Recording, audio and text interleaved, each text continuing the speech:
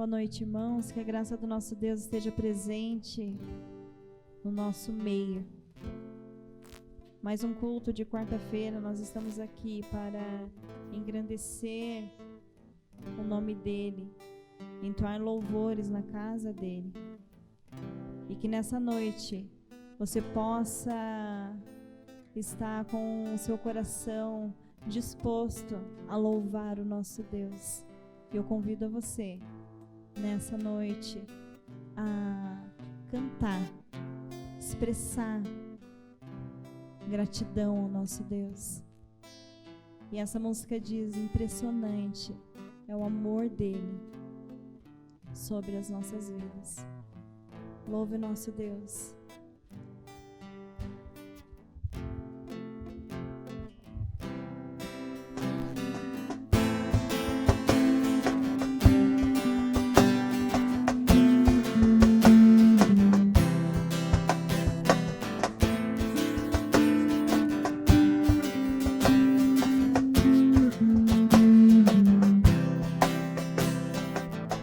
Antes de eu falar, tu cantava sobre mim. Tu tens sido tão, tão bom pra mim. Antes de eu respirar, sopraste tua vida em mim.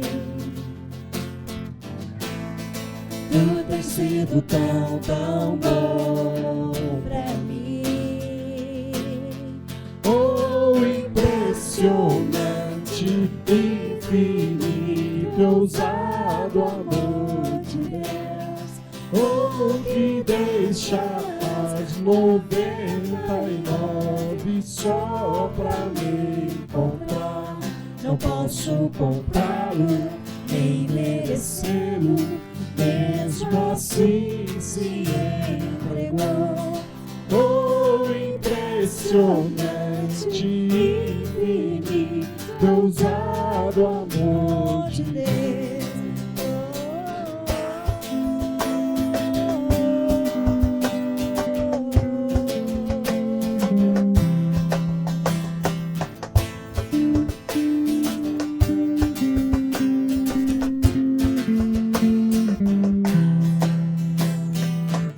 Inimigo eu fui, mas teu amor lutou por mim. Tu tens sido tão, tão bom pra mim. Não tinha valor, mas tudo pagou por mim. Tu tens sido tão, tão bom pra mim. Oh, impressionante, infinito, ousado amor de Deus. Oh, que deixa as 99 só pra me encontrar. Não posso comprá-lo, nem merecê-lo. Mesmo assim se entregou. Oh, impressionante, infinito, ousado amor de Deus.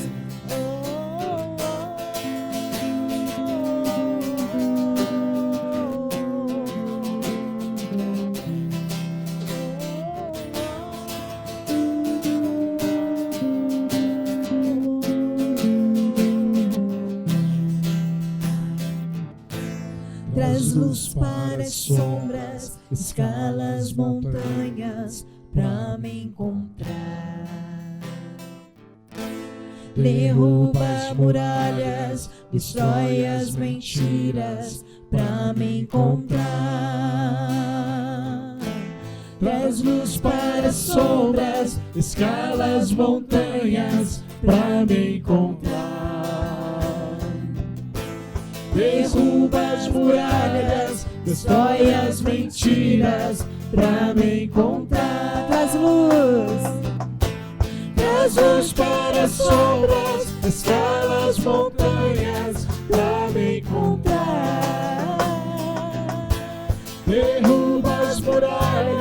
destrói as mentiras pra me encontrar. Oh, impressionante, infinito, ousado amor de Deus. Oh, que deixa as 99 só pra me encontrar. Não posso comprá-lo, nem merecê-lo, mesmo assim se entregou. Oh, impressionante, infinito, ousado amor de Deus.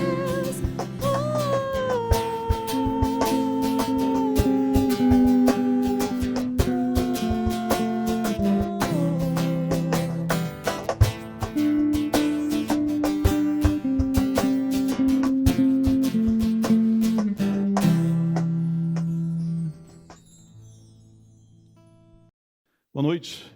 Que bom que nós podemos nos reunir mais uma quarta-feira para adorar a Deus, prestar um culto a Ele, colocar os nossos motivos de oração diante dEle, crendo neste Deus poderoso que tem cuidado da minha vida e da sua, nesse Deus que tem nos guardado neste momento tão difícil, nesse Deus que tem provido o alimento sobre a minha mesa e a sua, que tem sido presente em todo o tempo, nesse Deus que tem cuidado daqueles que perderam os seus também.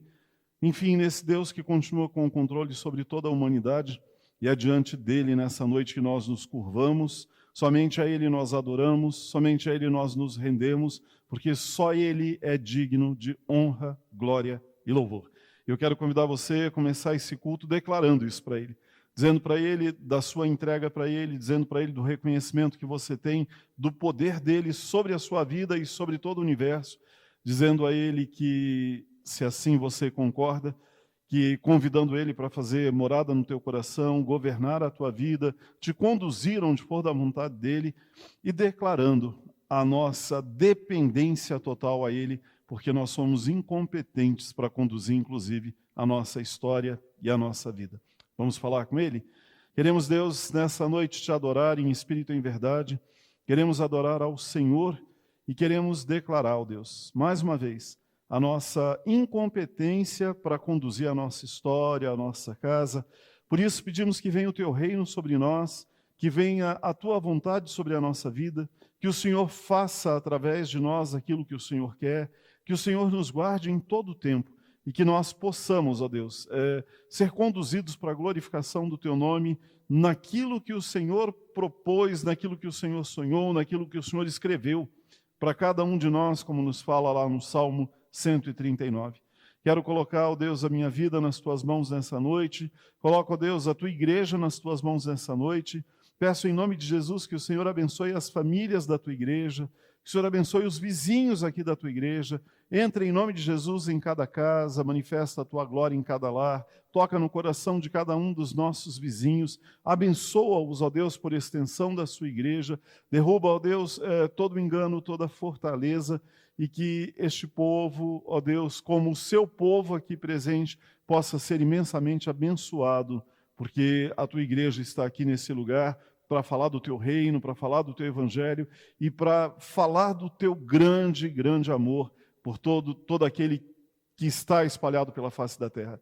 Queremos nessa noite pedir que o Senhor, mais uma vez, ministre sobre a nossa vida, que o Senhor fale conosco e que nós possamos estar conectados agora a ouvir a tua palavra. Em nome de Jesus oramos e agradecemos. Amém. Nós temos estudado nas quartas-feiras os profetas menores, temos refletido na palavra que esses profetas deixaram aos homens, sempre inspirados por Deus, porque nós sabemos que a Bíblia foi inspirada por Deus ao homem, e a gente tem visto nos profetas alguns com palavra pesada, como de novo hoje nós começamos a olhar para o livro de Miqueias, o profeta Miqueias, mas foi muito interessante, pelo menos para mim, e creio que para você que tem acompanhado os cultos, olhar lá o profeta Jonas, aqui no meio de toda essa, essa palavra pesada, vem Jonas um pouco até interessante, para não dizer cômico, um homem de Deus chamado por Deus para levar o evangelho, e a gente viu Jonas em toda a sua luta para cumprir aquilo que Deus queria. Jonas cumpre, Deus trata Jonas com amor imenso, mas aquela cidade, por se arrepender dos seus pecados, ela é então transformada e poupada do sacrifício final. Hoje, quando nós vamos olhar o livro de Miqueias, Miqueias continua trazendo uma profecia pesada ao povo, e assim como foram os profetas que nós estudamos no mês passado, né, ao longo desses 6 meses já que a gente encontra em pandemia, a palavra destes profetas, elas são muito atuais, como foi com o profeta Joel, como foi com o profeta Oséias. Começando aqui a estudar o profeta Miqueias, a palavra dele nos dá a sensação de que está sendo dita para o dia de hoje. E a palavra de Deus tem esse poder, né? O profeta Miqueias trouxe essa profecia provavelmente entre 680 a 742 anos antes de Cristo. Então, no período do profeta Isaías, o profeta Miqueias traz também a sua profecia, exortando o povo, né, o povo de Israel aqui recebendo uma exortação por ter saído dos caminhos do Senhor.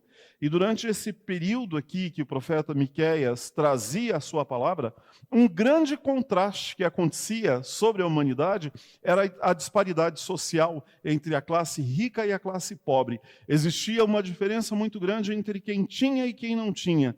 Né? Embora hoje a gente ainda vê isso de uma forma muito gritante, Curitiba, a gente consegue ver isso também, mas em outros estados brasileiros, talvez de uma forma mais expressiva.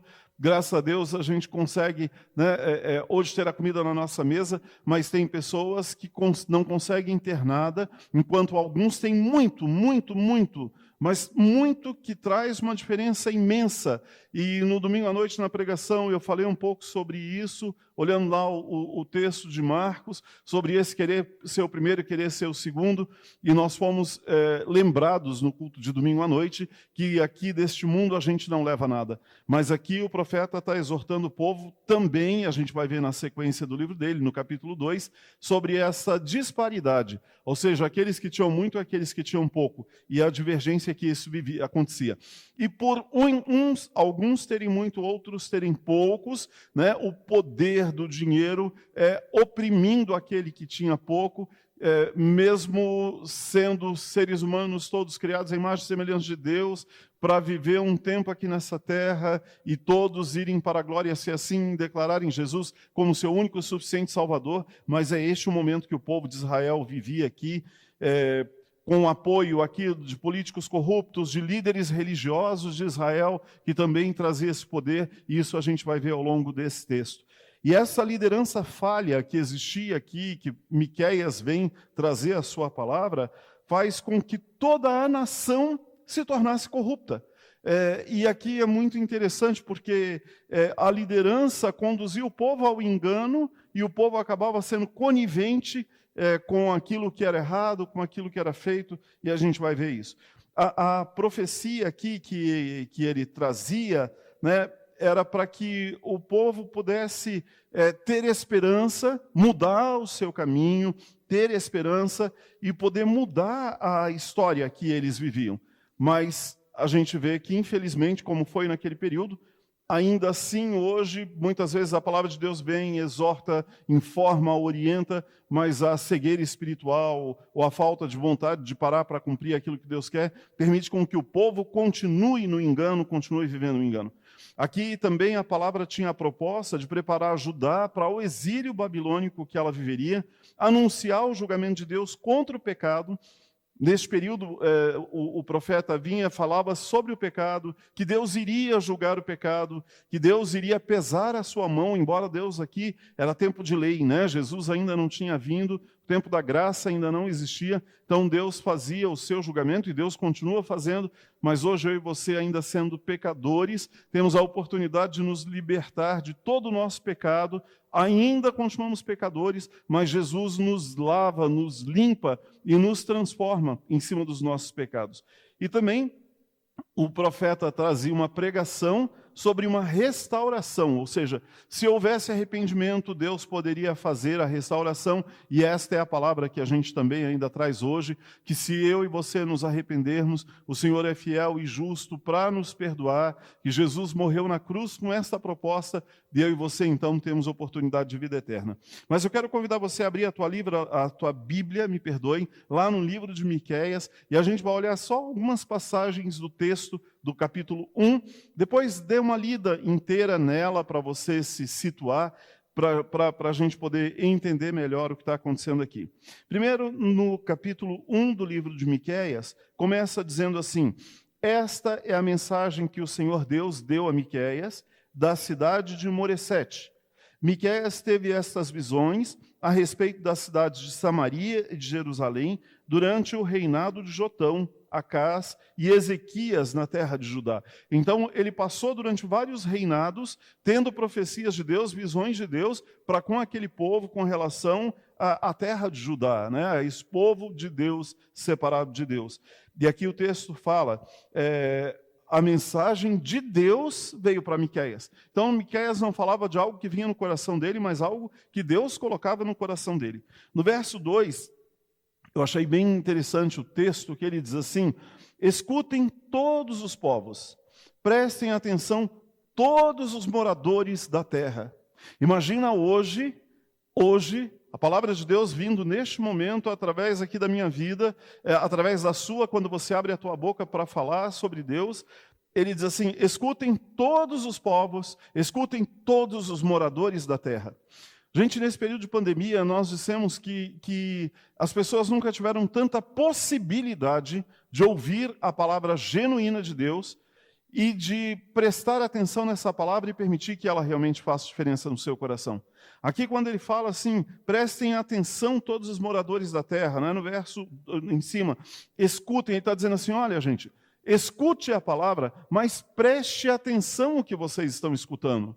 Mas não era só para o povo de Israel que ele estava falando, é para todos os moradores da terra. Ou seja, nós estamos aqui em Santa Felicidade, na Igreja Batista do Jardim Pinheiros, mas essa palavra que eu estou trazendo hoje não é só para a Igreja Batista do Jardim Pinheiros, não é só para o bairro de Santa Felicidade, não é só para a cidade de Curitiba, mas é onde Deus quiser que ela alcance. E ele está dizendo assim: prestem atenção, você é morador da terra, está vivo, então está aqui.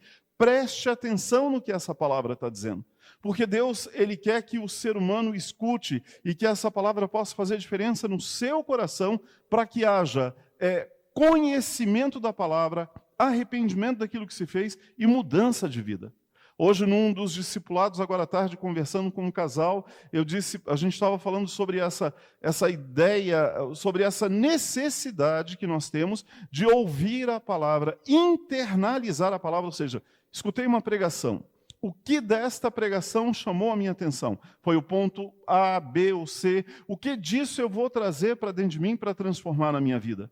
Porque se eu ouvir e não prestar atenção, eu só ouvi. E daqui uma semana, se eu te perguntasse: você lembra da pregação de semana passada? Ah, não lembro. Você lembra da pregação de hoje, de manhã? Eu não lembro, porque eu não trouxe para aplicação na minha vida.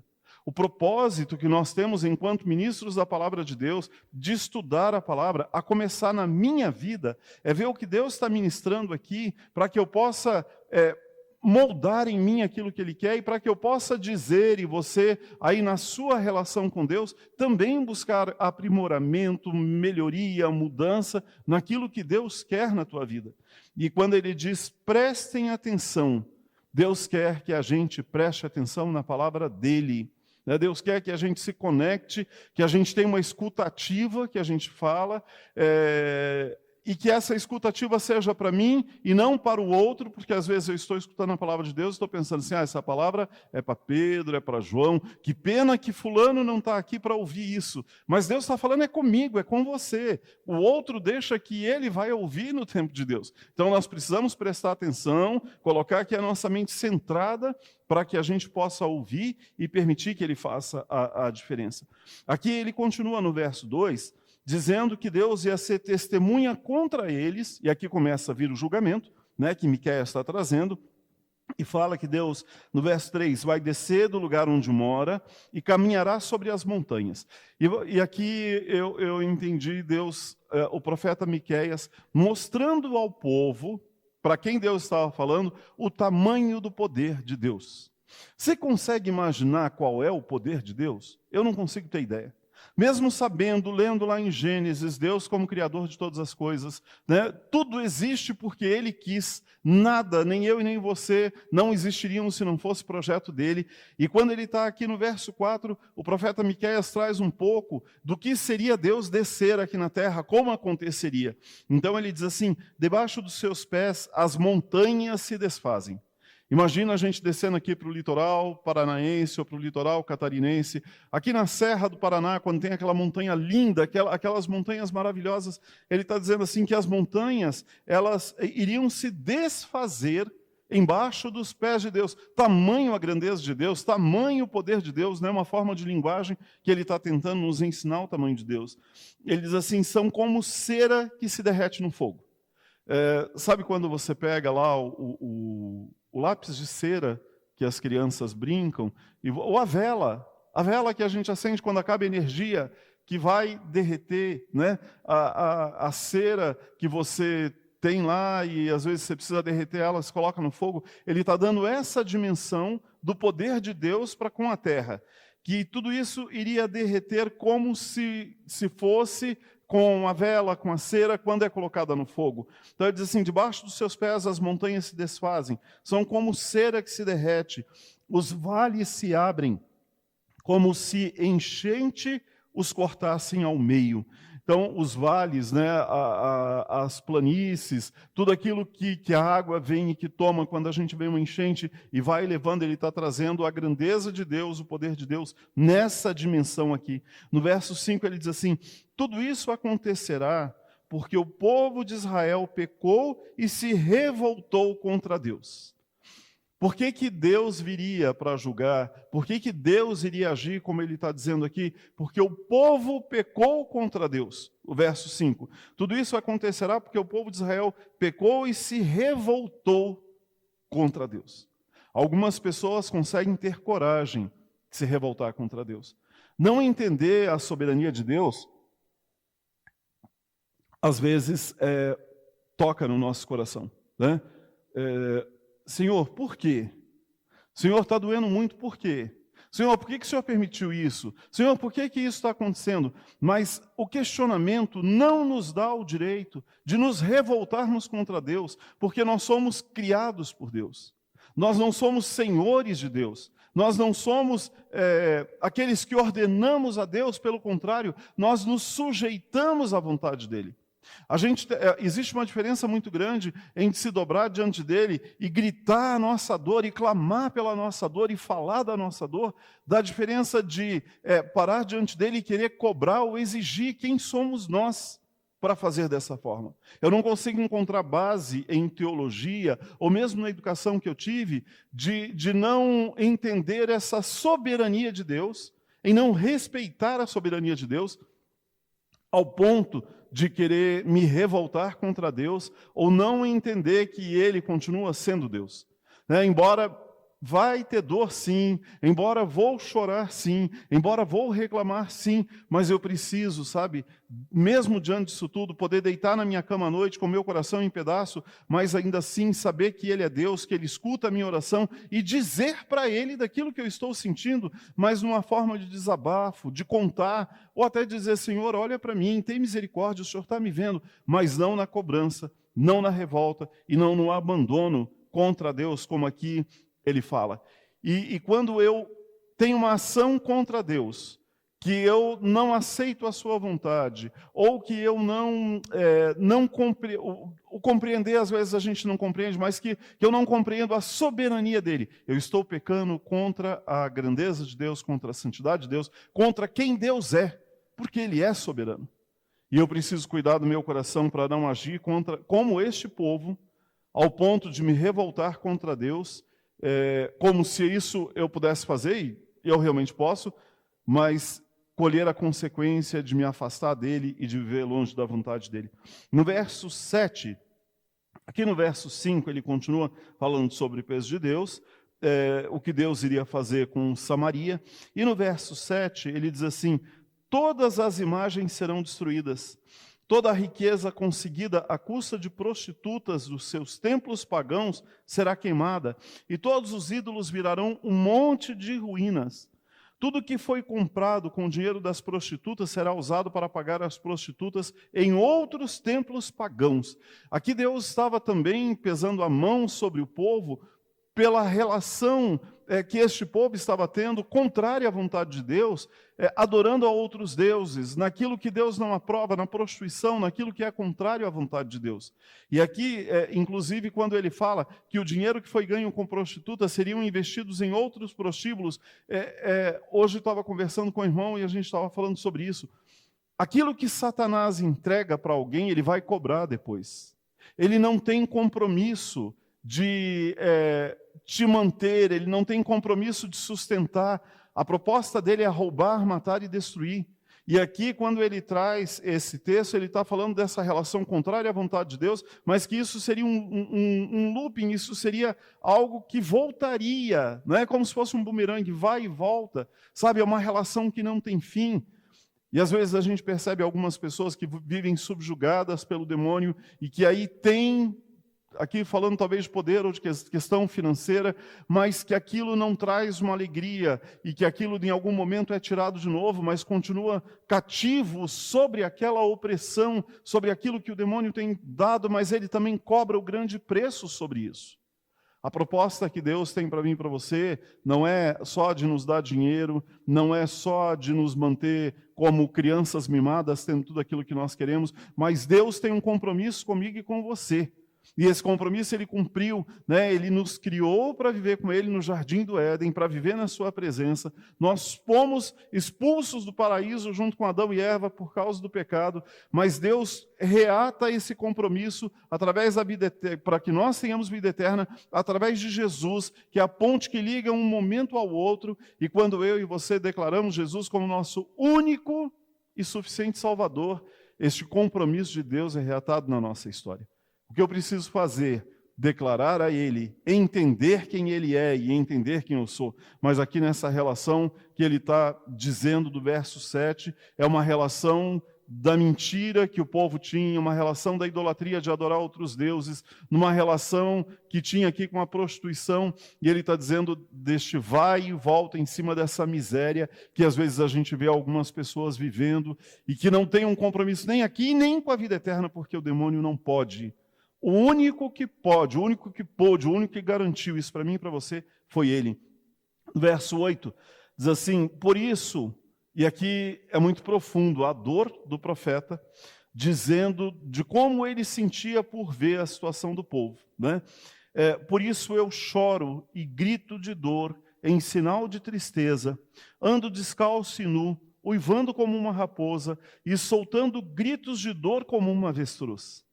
Pois os ferimentos do povo de Samaria não podem ser curados. A destruição já atingiu Judá e está perto de Jerusalém, onde vive o meu povo. Essa dor, esse grito que é expressado aqui por esta perda, por esta ausência de Deus e por essa destruição que eles tinham por causa da desobediência. Enquanto cristãos, nós precisamos olhar para a humanidade, olhar para as pessoas que estão próximas de nós, e o amor de Deus que está em mim e em você precisa ser tamanho ao ponto de nós olharmos para aquele que está vivendo neste momento desta forma, e nós precisamos sentir esta dor. Sabe, é diferente de empatia. A empatia é me colocar no lugar do outro. Aqui é olhar para o outro com os olhos que Deus olha, com os olhos de amor que Deus olha, e sentir a dor por ver essa pessoa caminhando para a destruição.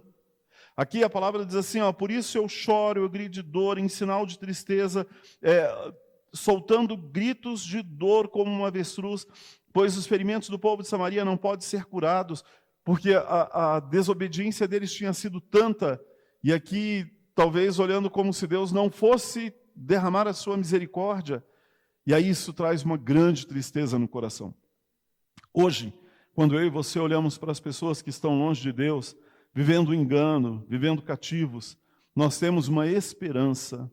Nós temos a possibilidade de olhar e enxergar que se essa pessoa quiser, ela pode mudar a sua história, ela pode mudar o seu futuro, não só aqui, mas na vida eterna, porque existe a promessa, né, como fala lá em Romanos, se com sua boca confessar e com seu coração crer, você está salvo. Todo aquele que vem a mim eu não lançarei fora. Né? Jesus deixa vários textos que ele nos promete a bênção da vida eterna, que nos promete o cuidado dele aqui, e eu e você podemos olhar para todas as pessoas e podemos nos encher de esperança. E a gente pode, ao contrário desse texto, olhar e dizer assim, eu tenho a solução do seu problema, eu tenho o caminho para te indicar, eu tenho um testemunho daquilo que Deus fez na minha vida, eu quero te falar sobre Jesus, eu quero te dizer daquilo que Jesus trouxe na minha vida, e nós podemos então, não precisamos mais rasgar as vestes. Agora, o que nós precisamos fazer? Nós precisamos orar, nós precisamos interceder, nós precisamos nos colocar na brecha, nós precisamos clamar a Deus por essas pessoas, para que elas possam, em algum momento, permitir que o Espírito de Deus fale nos seus corações, para que haja um retirar de escamas dos olhos, para que haja um desimpedimento de ouvir a palavra de Deus, para que essa palavra, ao ser escutada, ela faça efeito e haja transformação de vida. Eu e você somos convidados a fazer o ID, mas nós somos convidados antes do ID a orar, a clamar ao Senhor, a colocar pessoas diante dele. E a gente tem feito isso, por exemplo, por famílias que estão ali na cruz. Nós temos feito isso através do ministério de intercessão dessa igreja, clamando a Deus, né? Diferente do que foi aqui nesse momento no texto de Miqueias. Porque hoje nós temos a solução para o principal problema que o ser humano tem na sua história, que é Jesus, ou morrer sem Jesus. Então eu quero encerrar essa breve reflexão desse texto, dizendo para você, como aqui no capítulo 1, a palavra de Deus diz que Deus estava falando com todos os povos e ele pedia, preste atenção todos os moradores da terra. E hoje o Senhor continua dizendo para mim e para você, escute, preste atenção todos os moradores da terra. Abram os seus olhos, Jesus está voltando. E nós precisamos estar alerta, vigiando para este dia. E enquanto esse dia não chega, eu e você precisamos cumprir o papel de povoar o céu, saquear o inferno, para a honra e glória do nosso Senhor. Vamos orar? Aproveite esse momento. Coloque pessoas na presença do Senhor, pessoas que você conhece. Não só as que você ama, mas aquelas que Cristo traz no teu coração neste momento. Pessoas por quem você precisa orar para que haja uma conversão, para que haja um encontro real com Jesus, você possa apresentá-las a Deus e pedir que a misericórdia dele os alcance. Eu vou orar, mesmo não estando ali na cruz, pelas famílias que estão na cruz, orar pelas questões de Covid que nós temos clamado ao Senhor neste momento e agradecer a Ele mais uma vez, porque este templo pode estar fechado, mas a palavra de Deus tem sido pregada todos os dias nesse lugar, para a glorificação do nome dele. É momento de você também colocar os teus motivos de oração diante do Senhor. O mesmo Espírito de Deus que está aqui comigo está com você aí na tua casa. Então aproveite para colocar diante dele, entregue este fardo a ele. Ele pede para que a gente faça essa troca. E creia, ele se importa com você, ele te ama e ele escuta a sua oração neste momento. Vamos orar juntos? Queremos, Deus, te agradecer porque a palavra de Miqueias aqui, um dos profetas menores, continua ativa como hoje. Quando o Senhor chama o povo para ouvir a voz e prestar atenção naquilo que o Senhor estava dizendo. Queremos pedir que o Senhor nos use para levar esta palavra ainda hoje.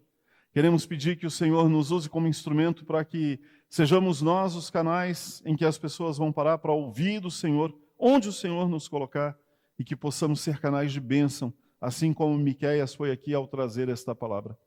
Queremos pedir a Deus que o Senhor nos estimule, nos impulsione a sermos intercessores, a orarmos por pessoas, a clamarmos ao Senhor, a apresentar pessoas ao Senhor, e pedimos que o Senhor toque no coração destas que apresentamos a Ti neste momento, em nome de Jesus.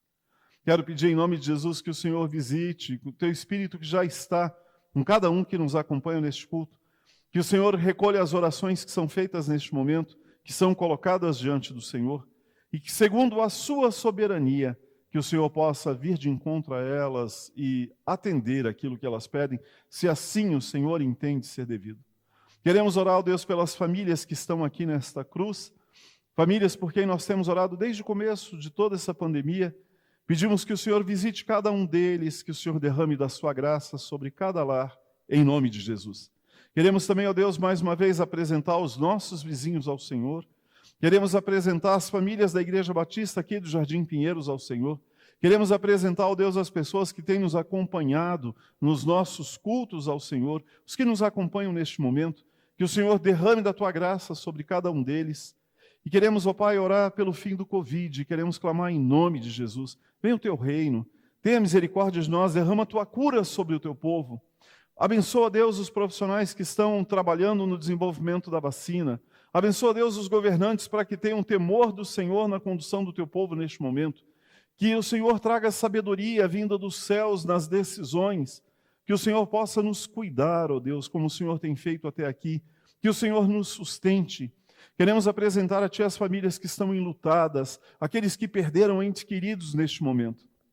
Ó Deus, venha com o Teu consolo, com a Tua mão de poder sobre a vida de cada um deles.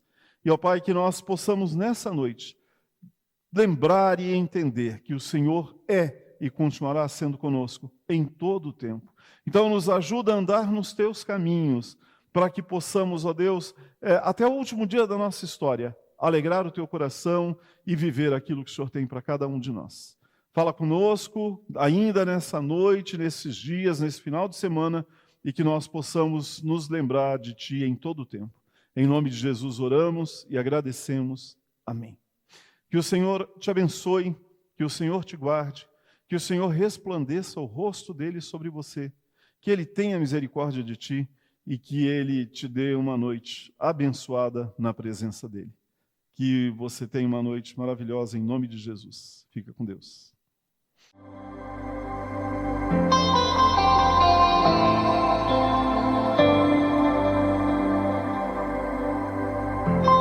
Tu és tudo que eu mais quero. O meu fôlego tu és. Em teus braços é o meu lugar. Estou aqui. Estou aqui. Pai, eu amo sua presença. Teu sorriso é vida em mim. Eu seguro em suas mãos, confio.